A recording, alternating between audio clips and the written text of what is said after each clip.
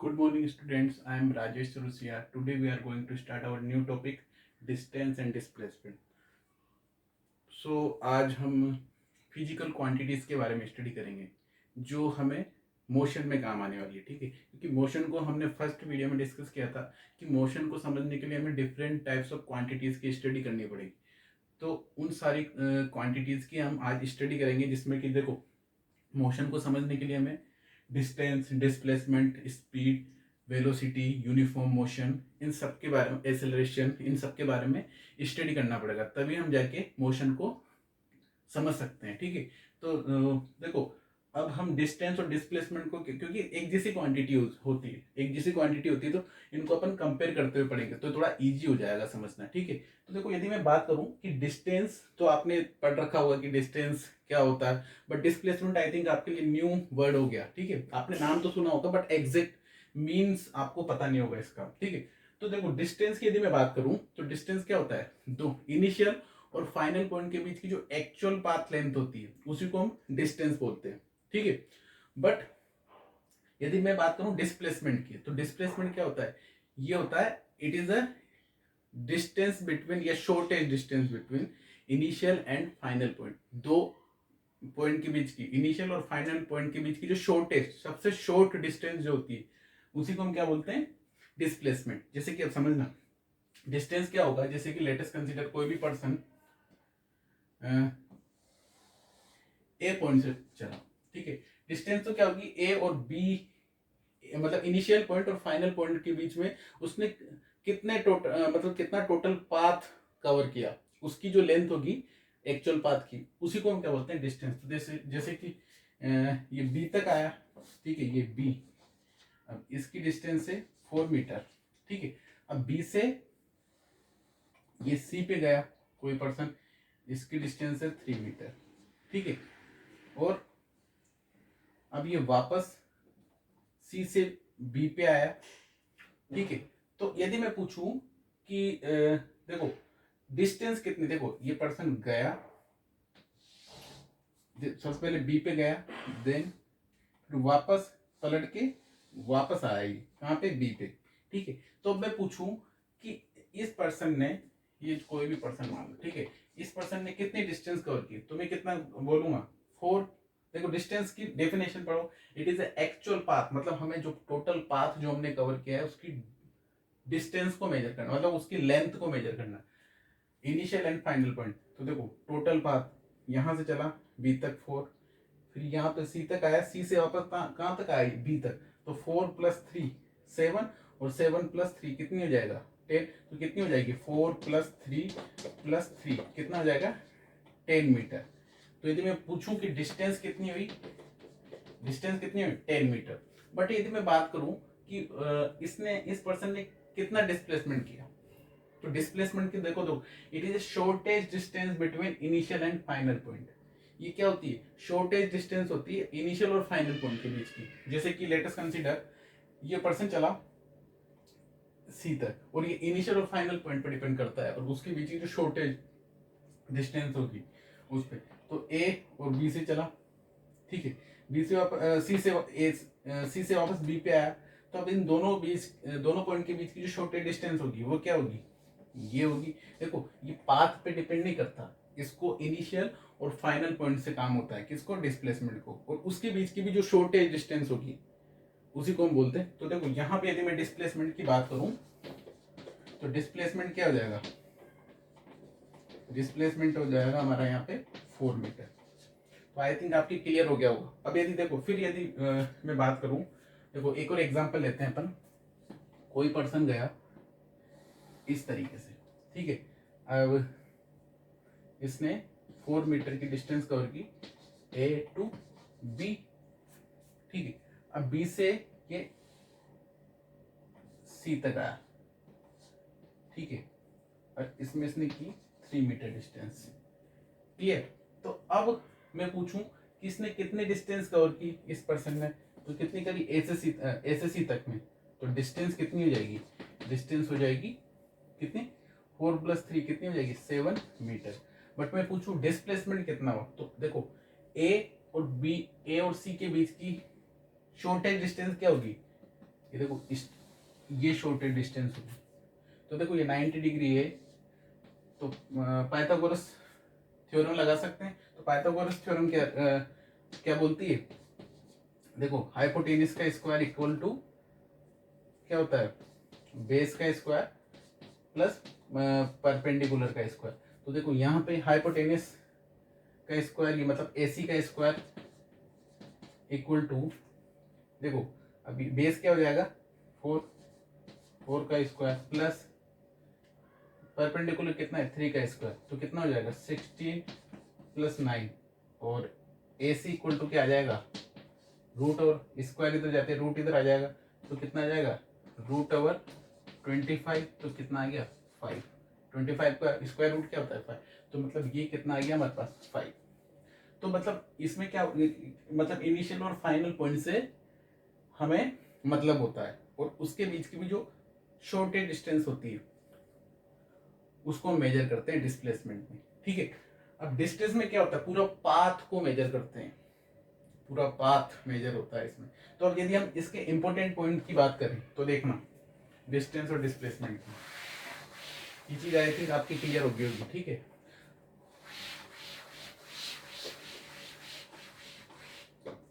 देखो अब यदि मैं बात करूं, देखो important point, it's SI unit is metre, और जिसको हम M से डिनोट कर, it is denoted by the M, it is denoted by the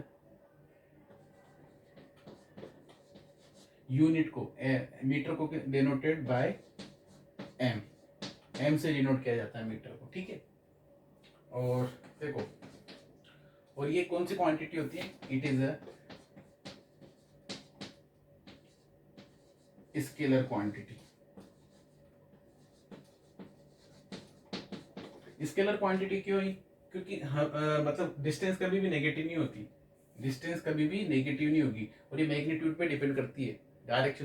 देखो कभी किसी पर्सन ने बोला कि मैं -10 किलोमीटर चला, ठीक है, या -15 किलोमीटर चला, ठीक है, नहीं बोलता ना, क्यों, क्योंकि माइनस में कभी जाता ही नहीं, इसको डायरेक्शन से कोई लेना देना नहीं होता, ठीक है, इसमें डायरेक्शन इंपॉर्टेंट नहीं होता। और देखो ये देखो, इसकी ऐसा यूनिट तो क्या होती है मीटर, बट अदर यूनिट की बात करूं तो क्या होती है सेंटीमीटर, यदि और छोटी की बात करें तो मिलीमीटर, mm, और यदि डिस्टेंस ज्यादा हो तो उसको हम किलोमीटर में, और फिर और ज्यादा है, और ज्यादा हो तो फिर उसको हम लाइट ईयर में से मेजर करते हैं। जो अभी जैसे कि one district to another district की जो डिस्टेंस होती है किलोमीटर में तो मेजर करते हैं ना, तो वही चीज, ठीक है। अब it is a scalar quantity, क्यों, क्योंकि इसमें ओनली मैग्नीट्यूड इंपॉर्टेंट होता है, डायरेक्शन नहीं होती इसमें, ठीक है। और इट इज ऑलवेज पॉजिटिव, ये हमेशा क्या होता है, डिस्टेंस हमेशा पॉजिटिव होती है। अब यदि मैं इधर बात करूं किसकी, डिस्प्लेसमेंट, तो डिस्प्लेसमेंट के बारे में देखना, देखो डिस्प्लेसमेंट की बात करूं तो इट्स SI यूनिट इज वही मीटर, ठीक है, और इसको भी M से डिनोट किया जाता है, ठीक है, ये सेम है दोनों में, बट इट इज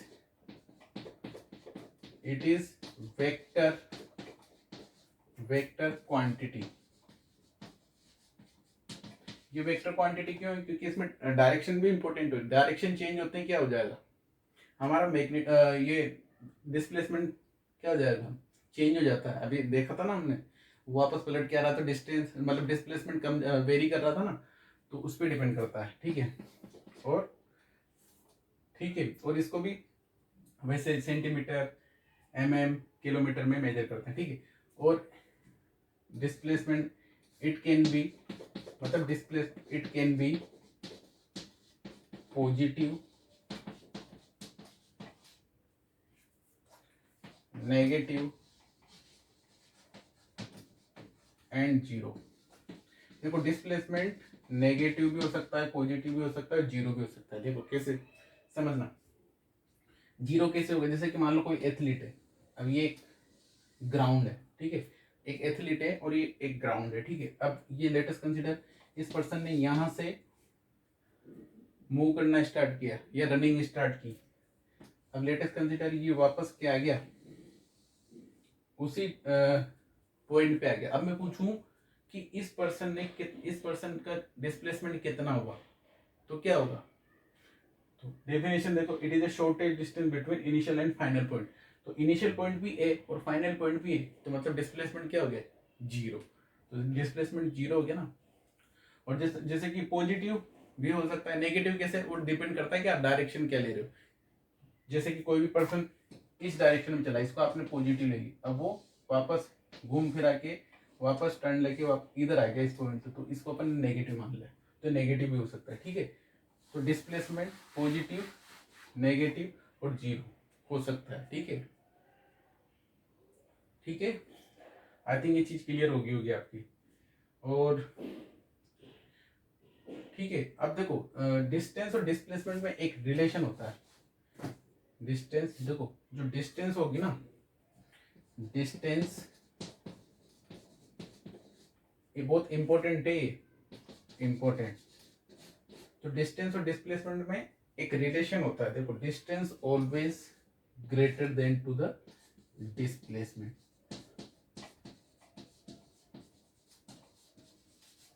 डिस्टेंस हमेशा क्या होगी, डिस्प्लेसमेंट से ज्यादा होगी, ग्रेटर होगी, ठीक है, या फिर इक्वल टू होगी, ठीक है।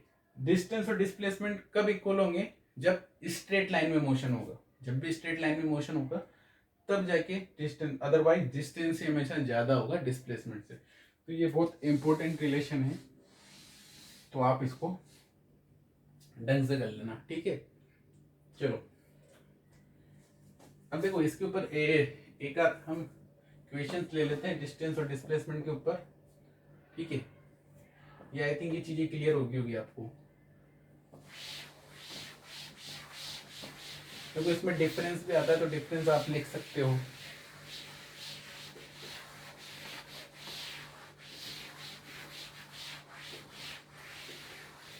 देखो जैसे कि एक क्वेश्चन कर लेते हैं एग्जांपल, जैसे कि एक एथलीट है, वो देखो 14 मीटर रेडियस, आर कितनी, 14 मीटर रेडियस के एक सर्कल में क्या कर रहा है, मोशन मतलब वो रनिंग कर रहा है इस ट्रैक के सहारे साथ, ठीक है। तो हमें क्या करना है, देखो आर बराबर हमें कितना दे रखा है, 14 सेंटीमीटर। तो हमें इसका, अब ये पर्सन क्या हुआ, इसने, ठीक है, अब ये पर्सन ए से वापस ए तक आने में कितनी डिस्टेंस कवर की इसने और कितना डिस्प्लेसमेंट हुआ, ये देखो, इसको मान लो बी मान लिया, तो A2 है, find the distance and displacement between A2 A, ठीक है। तो इधर देखो सबसे पहले तो आपको बेसिक मैथमेटिक्स आनी चाहिए। देखो सर्कल का पेरीमीटर क्या होता है, पेरीमीटर ऑफ सर्कल क्या होता है, 2πr। तो भाई देखो ये पर्सन, ये एथलीट सॉरी, तो ये पर्सन यहां से गया और ए पे आ गया वापस, तो देखो मतलब इसने कितनी डिस्टेंस कवर की, पेरीमीटर के इक्वल। अरे कोई भी सर्कल या कोई भी शेप की जो बाउंड्री होती है वही क्या होता है, उसकी पेरीमीटर। तो पेरीमीटर के इक्वल डिस्टेंस कवर की, ठीक है। तो तो पेरीमीटर फाइंड कर लो, तो हमें डिस्टेंस मिल जाएगी, कितनी डिस्टेंस। तो देखो रेडियस भी दे रखी है, कितनी दे रखी है, 14 मीटर। तो देखो 2 पाई की वैल्यू 22/7 लिख दे, और आर की वैल्यू कितनी रख दूं मैं, 14। तो कितना आ गया, 2। तो देखो तो कितना आ जाएगा, 22 को 2 से 44 और 44 को 2 से 88 मीटर। तो डिस्टेंस इक्वल टू कितना आ गया, डिस्टेंस कितना आ गया हमारा, डिस्टेंस 88 मीटर। अब यदि मैं डिस्प्लेसमेंट की बात करूं तो डिस्प्लेसमेंट कितना हो जाएगा, डिस्प्लेसमेंट कितना हो जाएगा, देखो ए से गया और ए पे आ गया, मतलब इनिशियल पॉइंट भी वही और फाइनल पॉइंट भी। तो डिस्प्लेसमेंट क्या होता है, it is a distance between it is a shortage distance between initial and final point. तो क्या हो जाएगा, जीरो। आया समझ में। चलो इसमें एक और क्वेश्चन कर लेते हैं अपन। देखो ये पर्सन है, इसने क्या किया, देखो कितना चक्कर किए इस पर्सन ने, ये जैसे कि लेटेस्ट कंसिडर ये ए से बी तक। अब देखो सेकंड क्वेश्चन आ गया हमारा, ए से बी तक में कितनी डिस्टेंस और डिस्प्लेसमेंट होगा। तो देखो तो डिस्प्लेसमेंट क्या हो जाएगा, पहले डिस्प्लेसमेंट निकाल लेते हैं। तो डिस्प्लेसमेंट क्या होता है, देखो इट इज देखो यहां तक तो हो गए। अब ये सेकंड क्वेश्चन, क्वेश्चन 2, ठीक है, ये इसी का सेकंड। देखो तो ए टू बी तक हमें डिस्टेंस और डिस्प्लेसमेंट फाइंड करना है। तो देखो ए टू बी, तो ये क्या हो गया, डिस्प्लेसमेंट क्या होता है, it is a shortage distance between initial and final point. तो एक स्ट्रेट लाइन आ जाएगी और देखो इसका रेडियस 14 मीटर है, तो डाय बराबर, तो डिस्प्लेसमेंट इक्वल टू किसके इक्वल हो जाएगा, डायमीटर के। ठीक है, डायमीटर के इक्वल हो जाएगा, कितना हो जाएगा, equal to 2 into are.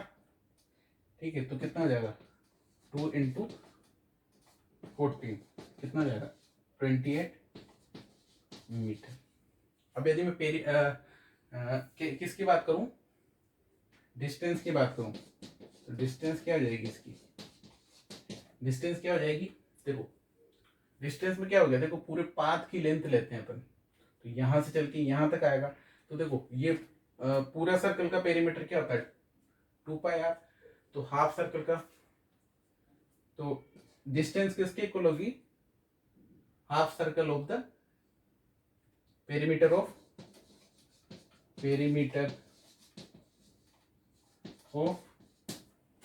Half circle. तो पेरीमीटर ऑफ हाफ सर्कल क्या हो जाएगा भाई, देखो pi into r, pi r हो जाएगा। देखो 22/7 इंटू आर की वैल्यू कितनी, 14, तो कितना गया, 44 मीटर। आई थिंक आपकी क्लियर होगी अब चीज। अब डिस्टेंस और डिस्प्लेसमेंट अच्छी तरीके से क्लियर होगी। ठीक है, आई थिंक ये समझ में आ गया होगा। अब हम बात करेंगे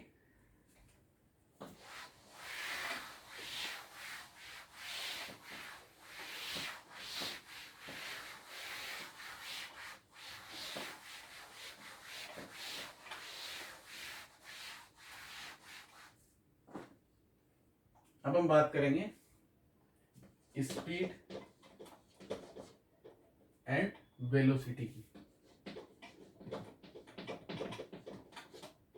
ठीक है, तो ये भी जैसे डिस्टेंस और डिस्प्लेसमेंट था, और वैसे ही देखो स्पीड का तो नाम आपने सुन रखा होगा, 6th 7th 8th में भी सुना होगा। ठीक है, बट वेलोसिटी और स्पीड में आप दोनों चीजें एक ही मानते होंगे, बट इनमें डिफरेंस होता है भाई डायरेक्शन का। जैसे डिस्टेंस डिस्प्लेसमेंट में था, वैसे ही इसमें भी।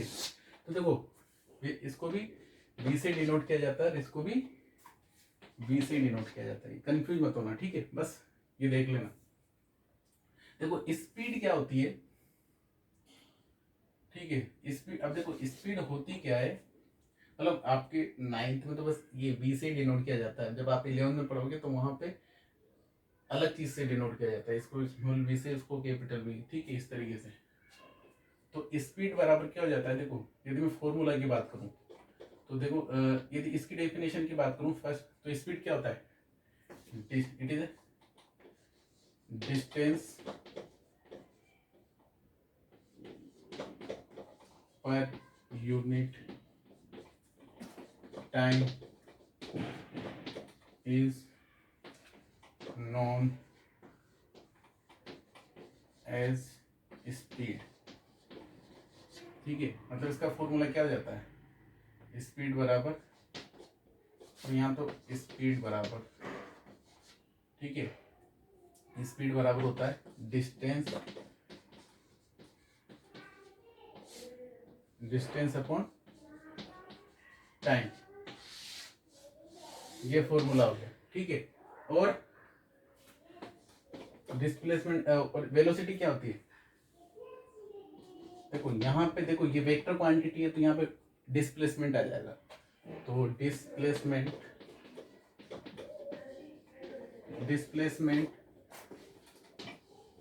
पर unit time, displacement per unit time, ठीक है, इज known as velocity, ठीक है। Displacement per unit time is known as velocity, तो वेलोसिटी इक्वल टू क्या हो जाएगा, वेलोसिटी इक्वल टू हो जाएगा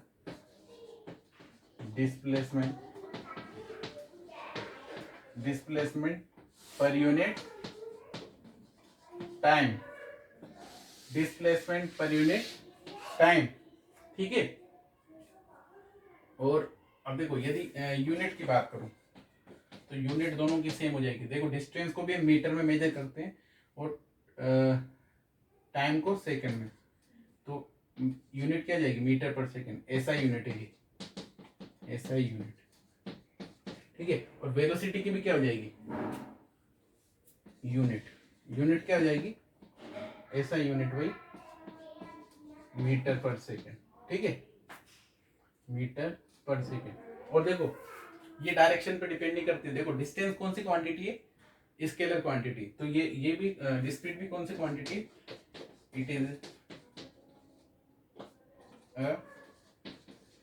स्केलर क्वांटिटी, ये कौन सी क्वांटिटी होती है, स्केलर क्वांटिटी। और ये भी कौन सी क्वांटिटी होगी, वेलोसिटी भी, ये होगी vector quantity, it is a vector quantity, ठीक है। मतलब it is depend on the direction, magnitude, मतलब किस किस पे, मैग्नीट्यूड प्लस डायरेक्शन, ठीक है, मैग्नीट्यूड और डायरेक्शन पे डिपेंड करता है, और ये ओनली मैग्नीट्यूड पे डिपेंड करता है, ठीक है। ये चीजें क्लियर होगी आपकी, ठीक है। अब देखो स्पीड, देखो वेलोसिटी को हम ये भी बोल सकते हैं speed with the direction is known as velocity, यदि स्पीड डायरेक्शन के साथ है तो वेलोसिटी हो गया, क्योंकि वेलोसिटी में क्या होता है, देखो सब कुछ सेम है, बस डायरेक्शन का डिफरेंस आ जाता है, ठीक है। तो ये चीज आई थिंक आपकी क्लियर होगी, ठीक है। तो आज के लेक्चर में इतना ही, ओके, थैंक यू।